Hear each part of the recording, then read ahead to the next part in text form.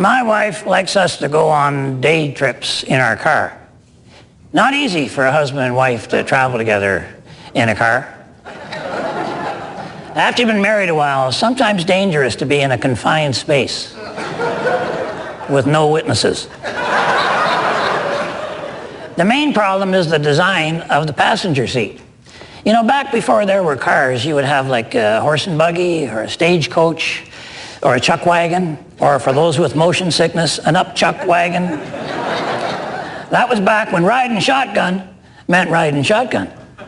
The passenger's job was to watch for robbers or hijackers, give them a speedy trial, and then announce the verdict loud and clear through at least one of the barrels of a 303.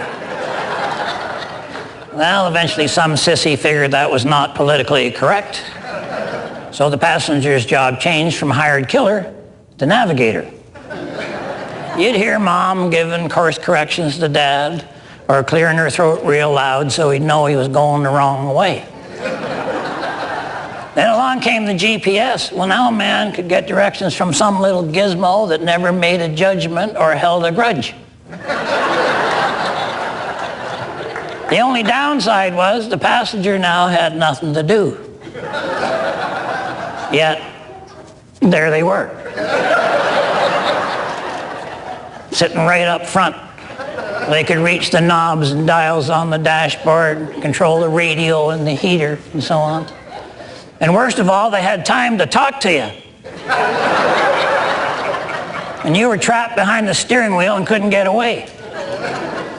Whenever you see a car that T-boned a bridge or drove over a cliff, if there's an older couple in the front seat, probably wasn't an accident.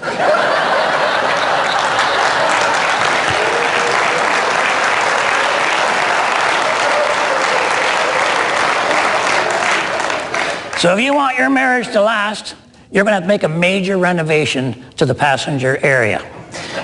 You know when you have a newborn baby in the car seat and the manufacturer will recommend that for safety, you put the seat in so the baby's facing the back of the car.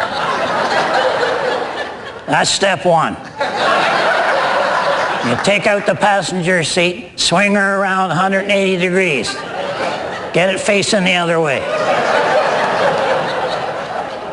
Now the passenger can't see what you're doing, so they're not able to give advice or criticism. Plus, they can't reach any of the controls on the dashboard, which are really none of their business. And having a conversation with the driver is real tough.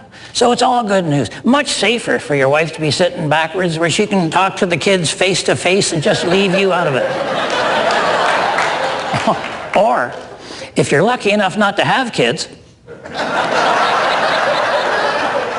you can convert the back seat into a hobby center / craft corner.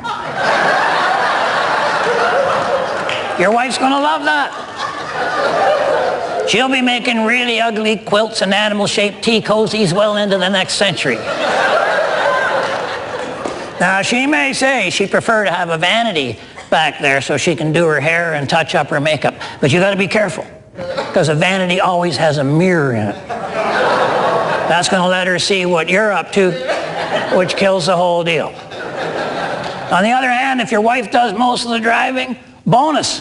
Lose the crafts, drop a big screen TV back there. Come on. Everybody will be happy. It'll stop you from flinching. It'll save your marriage. And at your age, this is the only fun you're going to have in the back seat.